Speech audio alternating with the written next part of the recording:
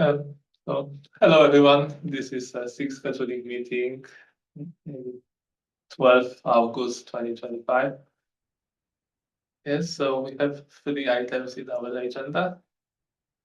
Let me show that we can start.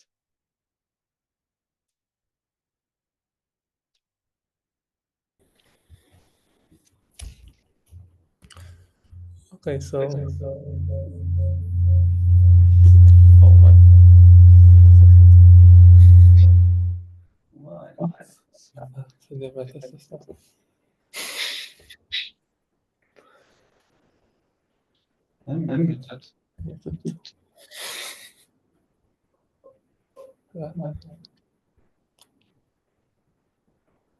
One, two, three. Okay.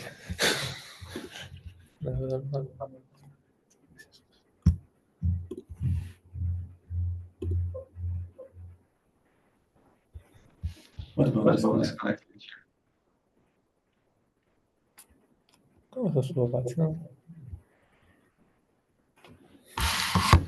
Maybe we will disconnect PC and we'll use our laptop. To włącz mikrofon. Tylko, że teraz kto będzie... Mogę dawać. Yeah. So yeah, sorry for our connection issues. So yeah, let's move on to the first topic, that is the discussion for the CAP about the extended toleration operators for threshold-based placement. So yeah, Heba, you could start.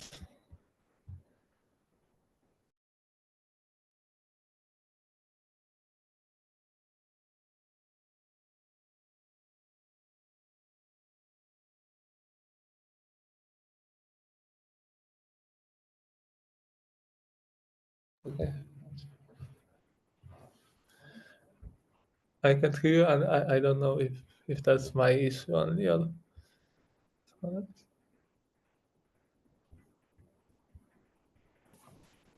Okay, how about Yeah, now it's good. Sorry about that. Okay, so about the CAP 5471, it was a very old discussion with the previous team, the previous maintainers for SIG scheduling, related to a problem that actually we already solved it using, or like by implementing a scheduler plugin. But after a lot of discussions with SIG apps and SIG scheduling, we thought it might be replaced by just like adding couple of operators to the toleration actually. So if you would like me to share my screen, or you would like to open the CAP, it's totally fine. You could share your screen. Sure. Thank you. Can you recap what were the discussions previously? Actually, I had this, like the link for the recording and the main issue. So this is the main issue that like we started. As you can see, it's almost 2 years. So let me add this here to the chat. Right, you can add it to the agenda actually. That would be sure.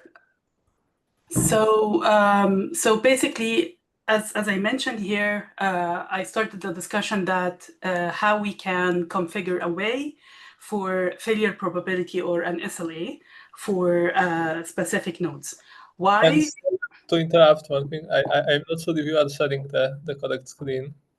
We see some teams and not the browser. Okay, how about now? Yeah, now it's okay. So the main issue that we were trying to solve here is how to use actually spot nodes alongside normal nodes according to our workload.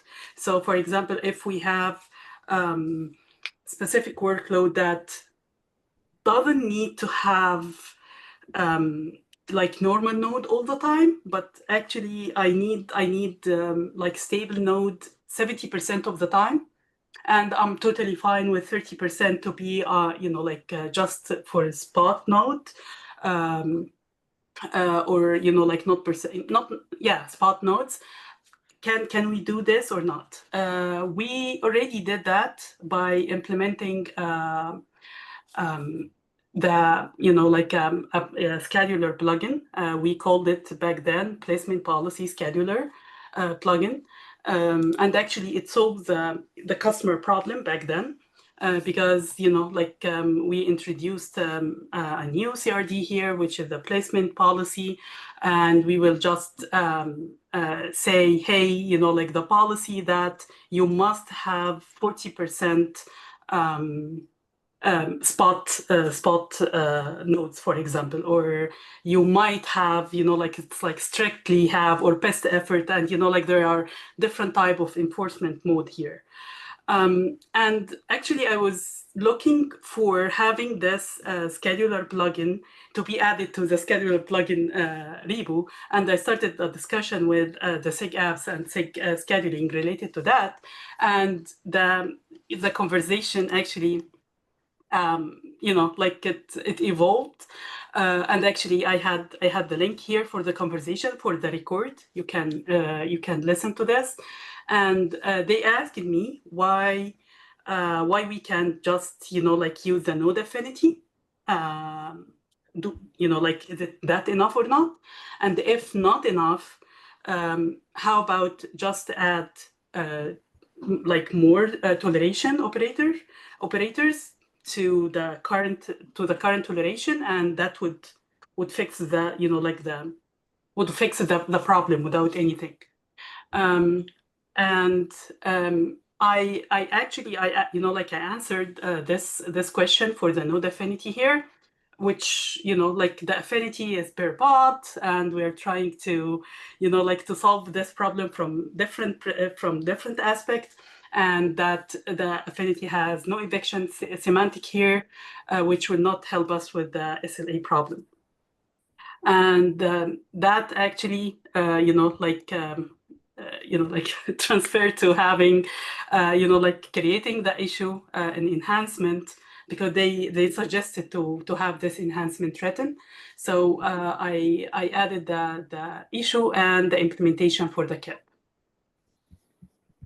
Basically all the TLDR, the solution that I'm proposing here is adding 4 new operators, which is less than or equal, greater than or equal, and or less than or equal than, and beside the equal and the exists operators that we have right now.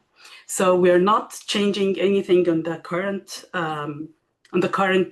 scheduling logic, but actually we are just adding more operators here, and we will just validate and make sure that everything is working as expected. I added a couple of user stories from customers that we are already we worked with in the past, or because the placement policy scheduler, it was open source for a while now, and we've got a couple of actually more use cases related to it. So I added them here, and actually all these use cases can be covered by just adding these operators. Please let me know if you have any question. If you wanted me to go through the whole KEP, I'm happy to do that. I just don't want it to waste the time of the meeting. I have one question. So this KEP is just for node tolerations, right? Because there's also DRA new toleration feature. Actually, yes, it's only for the normal toleration, not the DRA. Although we would love, actually, I have this in the KEP, that it would be really nice to extend this to the DRA toleration as well. because after some investigation, I actually had this table here to state the benefits of having this feature and how it impacts the DRA and AI ML workload in general, and how they, they can benefit out of it. But for the alpha, if you agree, to have this proposal for the alpha, we will just have it for the normal toleration and see how it goes, and collect feedback, and then if it's good, of course we can add it in the beta as well.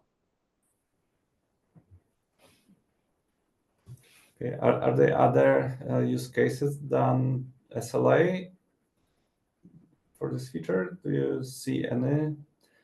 No, actually, it's basically for for the it's all around. I wanted to control how my workload is being scheduled across different nodes, or across different nodes. So it's I stated a couple of them, but all of them related to SLA.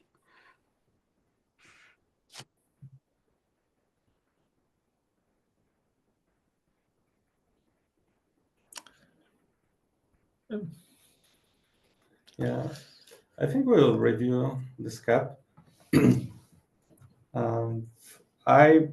Unfortunately, I was in practice. I was off for last month, so I just came back from vacation, and so I don't have a lot of context. I looked briefly into the cap only yesterday.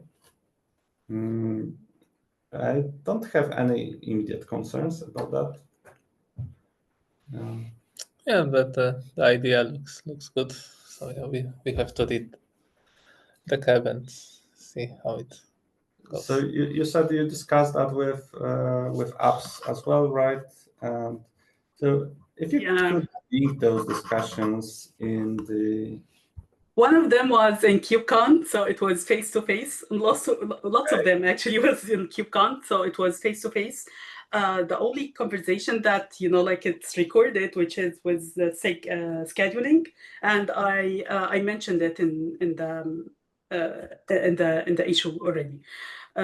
For for the whole for the specific recording, for this discussion. About the SIG apps, as I mentioned, it was just having a conversation with Soltec, and that was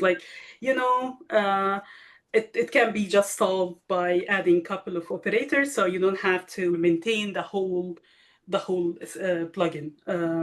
Yes, it will give us more flexibility, of course, and we can actually, if you are open to that. And if you have time, please take a look on the scheduler plugin, the placement policy. And if you see any other, potential that we can get any feature from it and add it to our scheduler instead of having the whole plugin to maintain, that would be amazing, of course. Okay. Thank you. Yeah, good. Thank you. Thank you so much.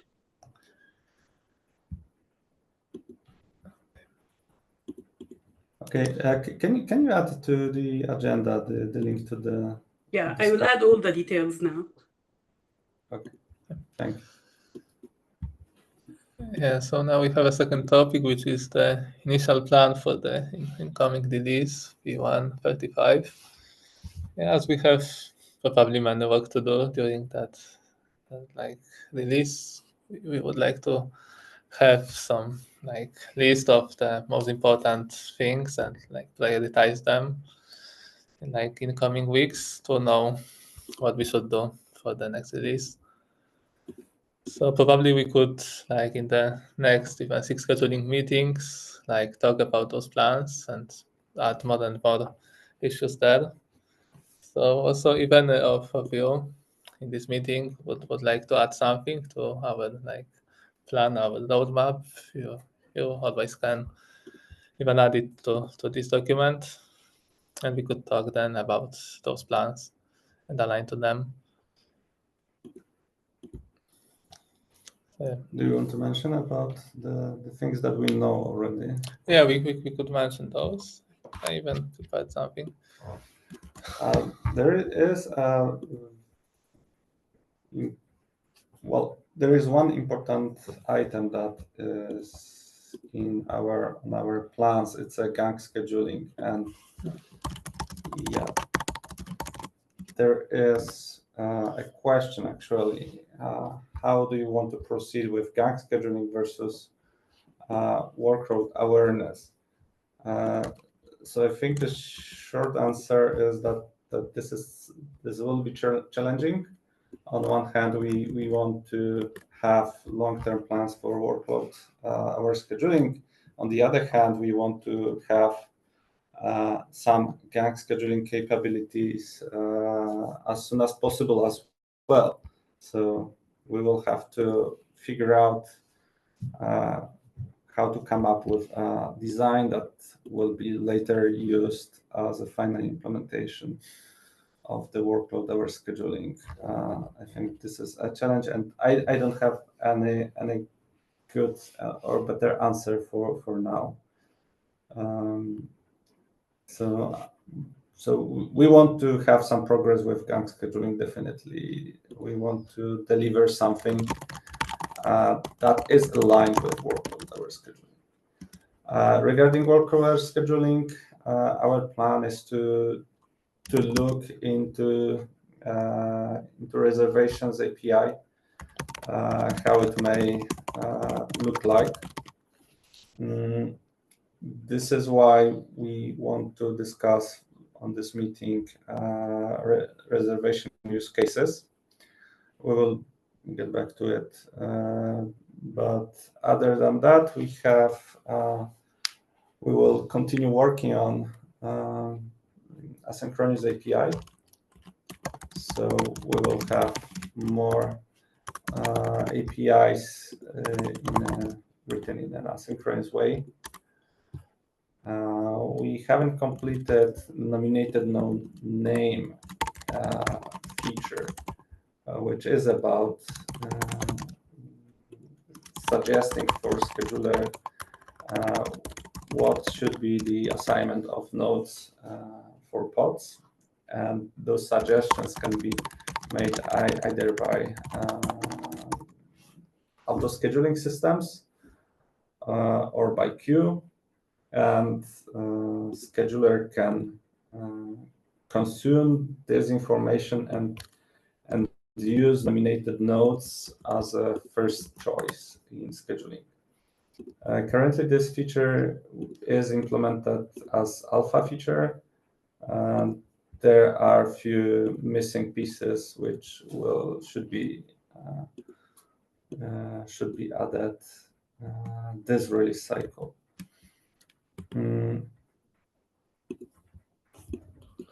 Yes, and you have the output bring status to users as well to do. And yeah. Output bring to status, right? Yeah. And we have some incoming graduations of the features as well. A question, are we going to work on the implicit toleration feature or enhancement this cycle? We don't really know. We probably need to think with the guys that. Right. So we are not leading this effort. It may be under SIG scheduling.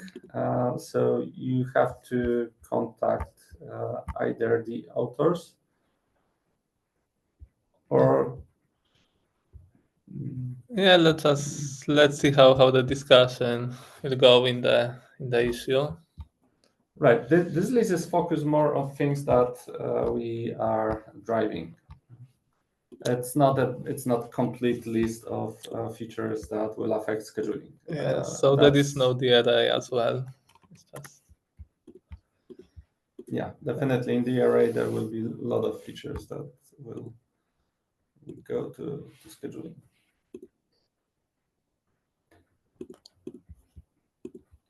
Right. So I think we can move to the next item. Yes. So then, unless anyone has any questions or suggestions.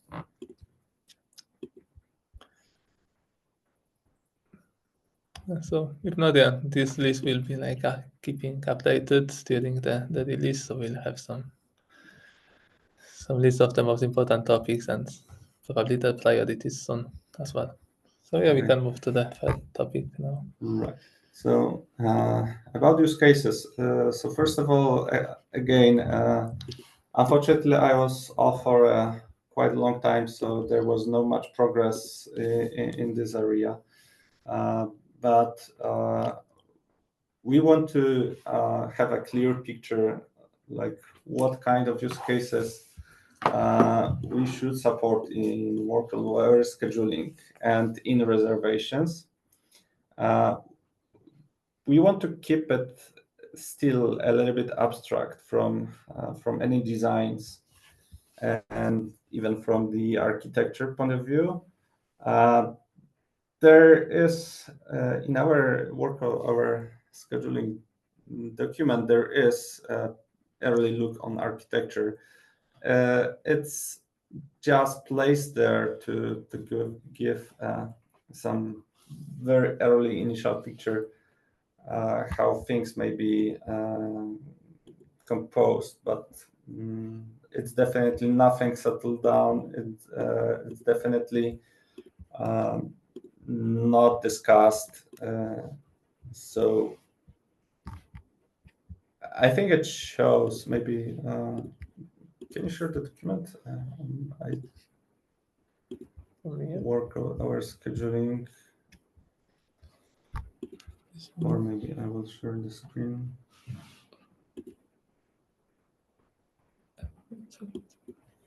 So that's fine. Okay.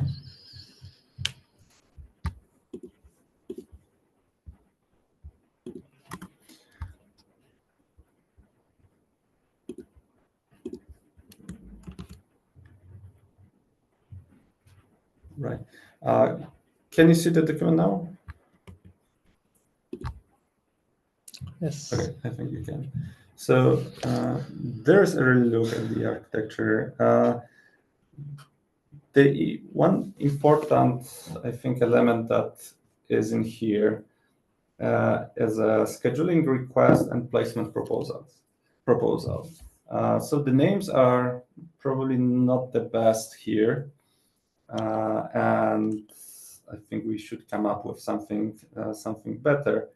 But the workload scheduling is here in the middle. So the placement proposal at the bottom, it's like a proper reservation API when some schedulers can propose a reservation of a certain resources. But on the scheduling request side, there is an input for scheduling a reservation. So there are two different things. Reservation that is to be scheduled and reservation of specific resources, which is in fact the output of the scheduling. So the use cases cover both. So they cover both like request or reservation of resources that have to be scheduled and reservation of arbitrary resources. So the ones that were already scheduled. And those two are mixed. Those two use cases are mixed in this list. So I hope that it will be clear. I added some glossary to make it maybe more clear what some terms mean. So the arbitrary set of resources is some specific resources that were already scheduled. So we know which exactly resources have to be reserved. On other end, there are scheduling resources.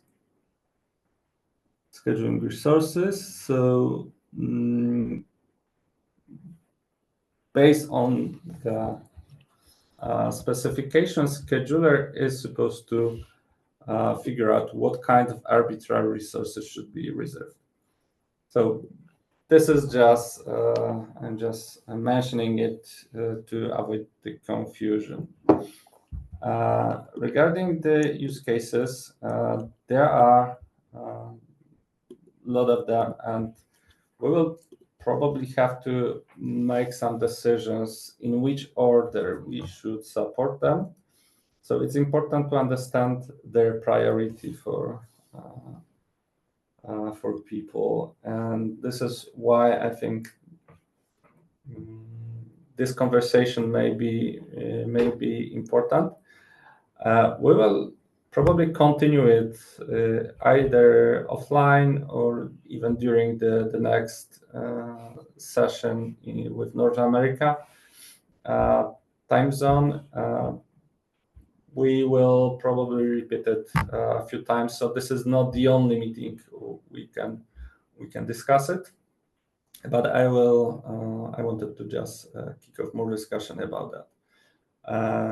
I think what I propose is to put some arguments for each of the use case, saying why we want to support it or why not to support it. For instance, the first one, reserving arbitrary resources by admins. So in this case, I think one of the problems is that we would have to define some user-readable interface for describing those resources, because admins would have to specify which resources they want to take offline. And it's different from scheduling because they don't need to schedule those resources. They know which exact resources they want to take off. So on one hand, from the reasons to support side, it is one of the important features to support. On the other hand, it's not the most, I think, important one, because the most important one is scheduling of workloads and reserving resources for a workload. So what I would propose is to quickly go through the list of use cases and create a similar table everywhere, and ask for your input regarding the why we would like to support or why not, and maybe how important it is.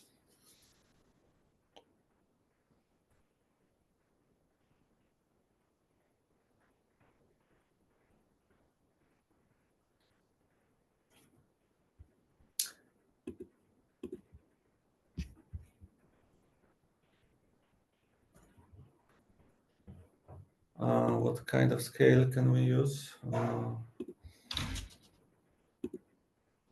Maybe priorities like P0 to P5, P4.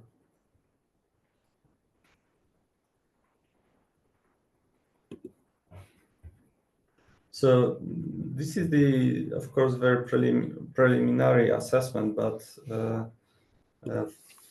for me, the use case to support admins is somewhere in the middle. I would say it's something like P2. Feel free to argue either during this meeting or offline, and put some comments, put some reasons to support or not to support. I think that might be the way to proceed. How much time do we have? Do we have still half an hour? Hey, sorry, can I interrupt? Sure. Would you mind discussing the architecture like a bit before we do the priorities? We can. Although the architecture. So I prefer to work on architecture as an effect of working on use cases. Yeah, I haven't like a specific topic. So yeah, like I would like to consider how this how all the architecture ties to our efforts we are doing in like the working group node lifecycle, which concerns mostly the eviction request API and node maintenance API like these days. So we have been discussing like the eviction request API, and like one of the main use cases of this API is like solving the disruption of pods. And like in our CAP, we are discussing also like points for like descheduling or rescheduling of resources, which is the exact topic you are looking at. Yeah. And so I'm just wondering, like, if you had the chance to look at this API and if we could like see how it all like connects. Right. So I'm aware about this CAP. I was looking into it long time ago. I admit that was one of the inputs to this whole effort. So we definitely should be aligned. Because of my leave, I haven't looked at the latest state of it. So Oh, that's totally fine. We are still doing like some changes, and we are still like working on the CAP. I mean, it's for now. It's like, I think it's for you. It's just to take a look at the basics. We also had like a first meeting of the working group. We did like overview of the CAP. So if you can just take a look at the recording if you want.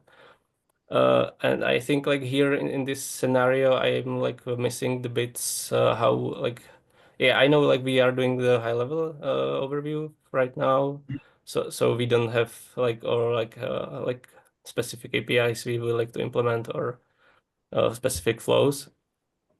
So I think like the eviction request API would like go here before the like the around the workload controllers and the scheduling request because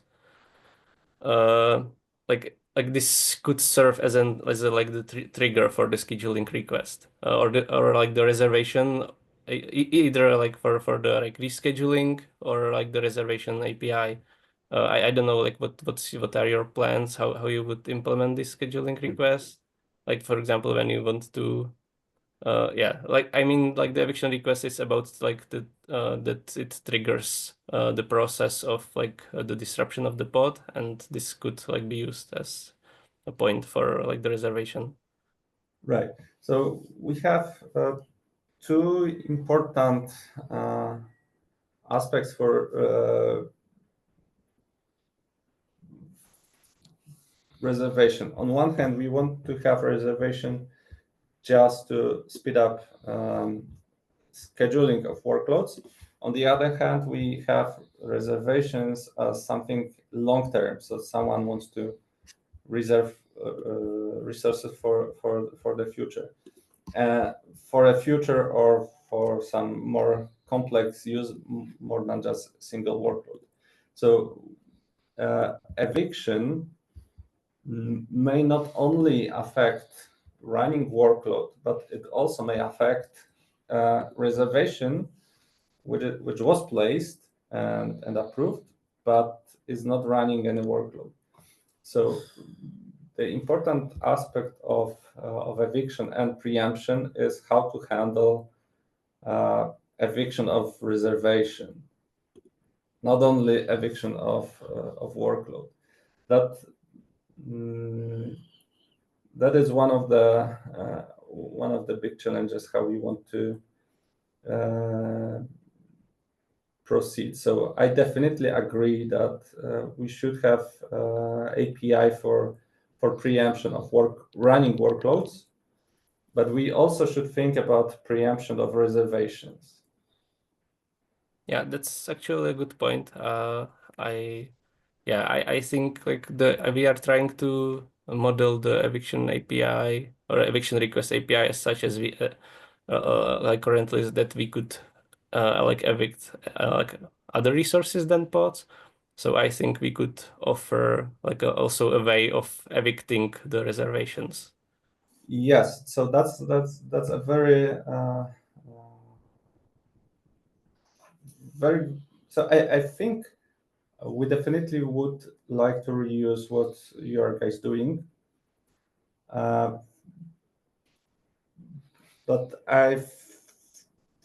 the eviction API I think assumes currently something about how.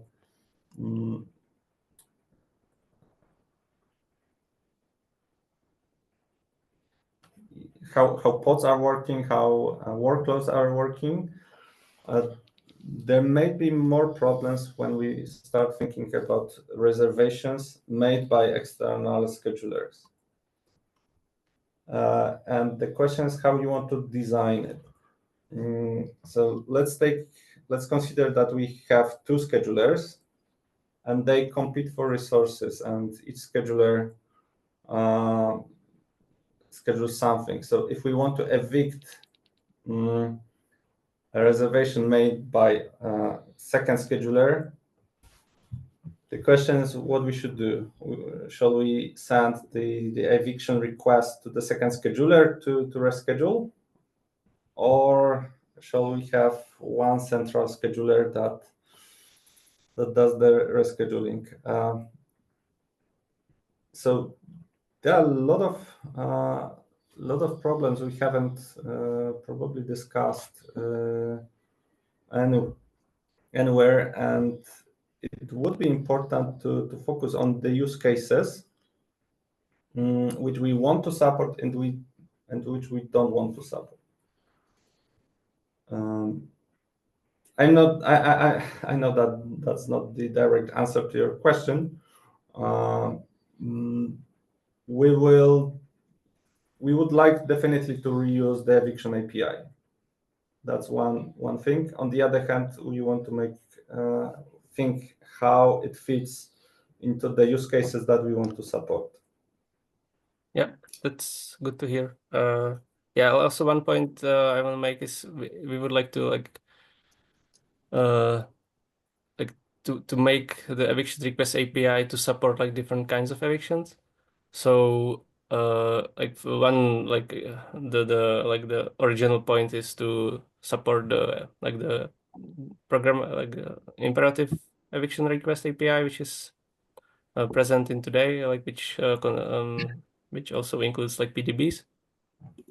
But we would like to be able to also replace like any delete call like with this like eviction request API. So we could try to make like other delete calls like more graceful, but still be more stronger than the software API eviction request API, and that it would result like in the termination of the pod.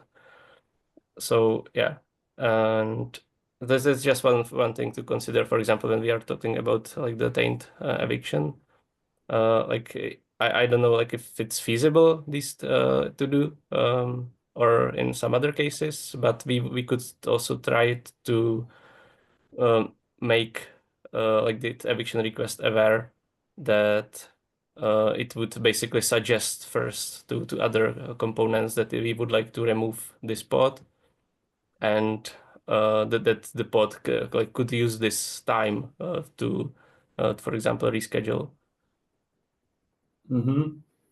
Yeah, that sounds like completely aligned with our plans. So definitely we should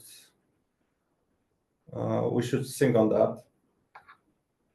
Oh, that's cool. Yeah. Also, the thing you said about the multiple schedulers and the reservation API. Like we try to like when something creates the eviction request, we try to make it like extendable, so you can actually like add like interceptors to this eviction request, and you could set like a priority of this interceptor, and you could suggest like which scheduler should overtake like this eviction request and like removal of the reservation or yeah. So I think like we still like don't are in the cap phase, but like we try to make it like generic and extensible, so it could be used in many cases. Okay, so I'm definitely just interested in your thoughts about multiple schedulers because this use case brings a lot of complication, and the one of the inputs we wanted to get from this meeting and this discussion is how important actually it is, and when shall we support external schedulers. And this is the more, I think, one of the most important inputs we need from the community. How important it is to have two schedulers competing for the same resources.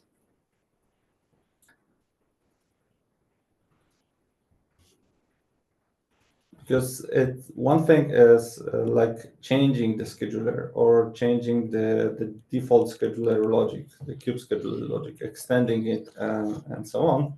And the second different thing is having two schedulers, which needs to schedule workloads. And so it complicates scheduling and eviction. So yeah, I think we should sync. Yeah. Also, like if you want, you could also try to present like the workload aware scheduling in our working group. Like there is, you could like get additional feedback there. Okay, good point. Thank you. Yeah, and the other part was that we are still like far away from implementing is like the node maintenance API.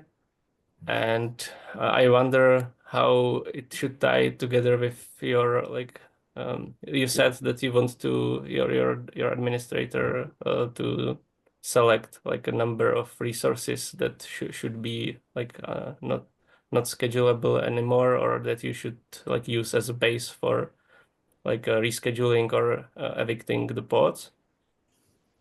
And I wonder if like a node is just another resource that you could like present. So we are looking at just the node as like in a node maintenance scenario, like basically analog to the kubectl drain that we would use to like evict all of the pods from a node in a more clever way. So I wonder if it should be like a separate effort or a part of the things you are looking at. Yeah, I think it's definitely a part of the same thing.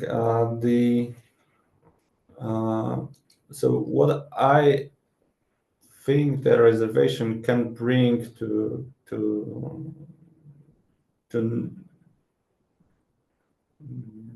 node maintenance is if we have the whole mechanism, you could use it first to reserve resources so that scheduling is not using the space anymore. And then you can safely go through the further maintenance steps. But there is a lot of overlap between those two. So definitely we should collaborate. I will start joining your meetings. I can present workload scheduling, and yeah, I think we should start from that. Yeah, that would be great. We've already had like a couple of questions about the workload aware scheduling in our channel, so that would be, I think, very useful. And yeah, one last point is as you said, that it could trigger the reservations. Like we want the node maintenance to actually create the eviction requests themselves, which would be like extensible. So I'm looking at the eviction request as like a descheduling or rescheduling primitive. So Right. you could use it like in any scenario you want to remove any workload like anywhere. Or in our case, we are still looking just at the pod. So I know you are looking at the workload as a concept, and I still don't understand how it should look like. But I guess this is still like in a working scenario or work in progress. Yes, that's correct. So yes, eviction would trigger the what we call rescheduling. But after you remove things, you still want to block scheduler from putting new things and reusing the resources. And this is where the reservation should come in. Yeah, that sounds good. Yeah, in a scenario where you have like maybe you're removing only some devices. Yeah, we wanted to, for in the node maintenance case, we wanted just to reuse the unschedulable field on the node. So that's much easier when you just remove the whole node. But I agree, like when you are looking at it in more generic way, it's more complicated. Mm-hmm.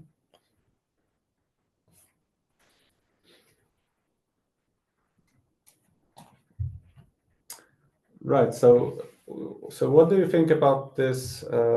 Actually, this use case. So reserving resources for node maintenance or other resource maintenance. Is it something that you may need directly to prevent scheduler from putting things into those nodes, or do you think the existing mechanisms are sufficient to prevent scheduler from doing? Are you designing those mechanisms as well? No, we just wanting to use the unschedulable field. So that's like we didn't look like into like how or like we didn't look into how it should be implemented. How I mean how the rescheduling or how the reservations should look. So we are like currently we are looking at like have like a more clever way of like running kubectl drain declaratively. So that's like where we started. So we did not expect like that the reservation should occur when a non-maintenance occurs. Mm-hmm. Yeah. Okay. So maybe let's think offline on that.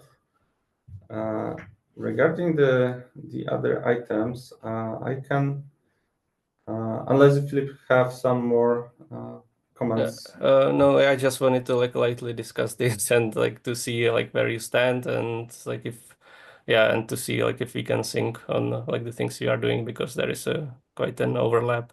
This is enough for now. Thank you. Thank you.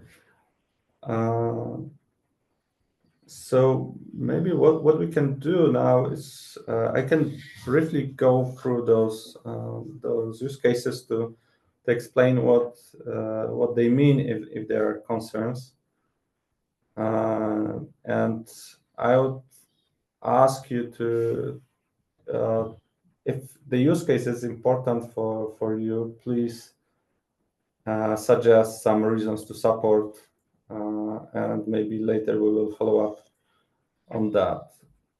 So we discussed the first one. They are reserving arbitrary resources. So the second one is reserving arbitrary resources by external scheduler. So the difference is small, but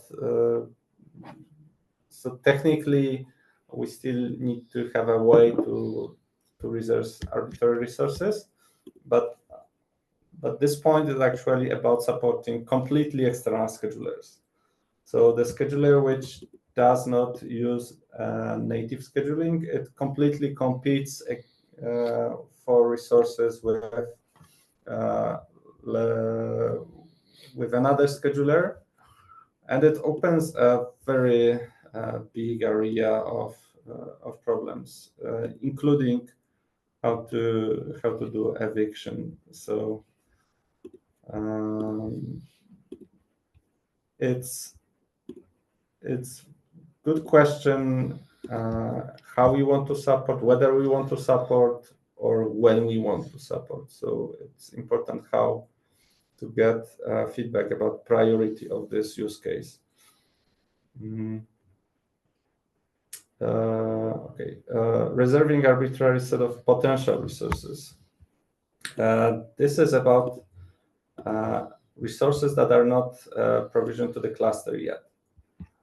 And I think we are pretty confident that this is very important feature that I would say it's P1 or P0 because the whole reason we do workload hour scheduling is to have ability to reserve resources that are not available yet, so that they can be provisioned. And once they are provisioned, we are sure that that workload will be able to use them, and that those resources won't be taken and assigned to the other workload, and will be protected from the scheduling time to the execution of the workload. So I would even say that this is P0. Please take those parameters as preliminary. If you don't agree, of course, please add some comments. Does this include like the infrastructure, especially the nodes? Excuse me, can you repeat? I mean, you say that it's potentially available resources, so I suppose like it's the resources like the pods consume. So how does this tie like to the node autoscaling and for example the time it takes to provision the infrastructure? Right. So the reservation is for resources that can be either provisioned by autoscaling mechanisms. But another example are, for instance, attachable GPUs, which can be attached to certain nodes. So currently scheduler knows that some GPU devices could be attached to a node, but there is no mechanism to reserve this potential GPU device for use while scheduling. So scheduling may happen, and later the execution may fail because the resource is taken by and used in some other cluster. So the concept of potential resources is pretty broad. So, for instance, those GPU devices, they potentially can be available to several nodes, but there are a limited number of them. So we have 100 nodes, but only 10 attachable devices. So if 10 nodes attach them, the another ones cannot. So I think, yeah. So the potential devices, I think, should be the way we model things that needs to be provisioned to the node.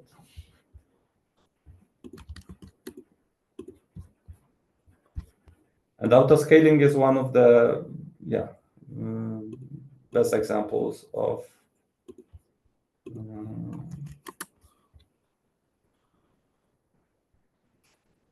of Okay. potential. So it includes nodes as well. Yes, it does. Okay. Yeah. Thank you.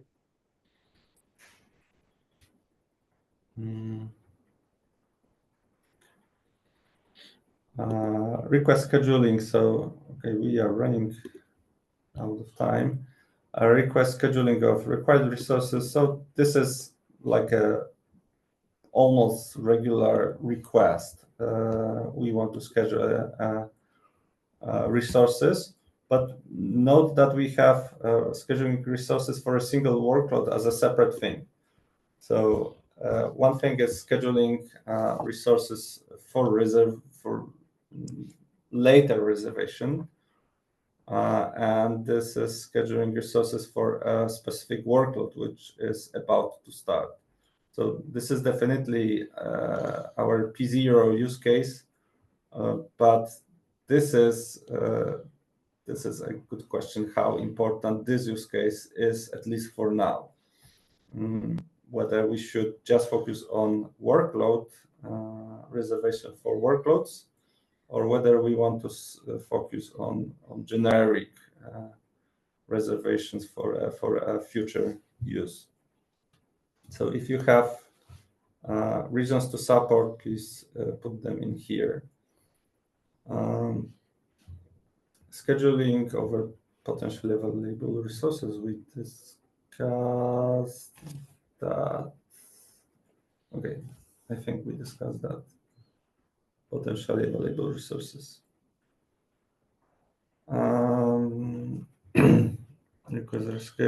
So this is request for rescheduling. So it's more about the eviction API.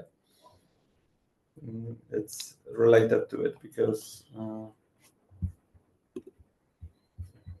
if we have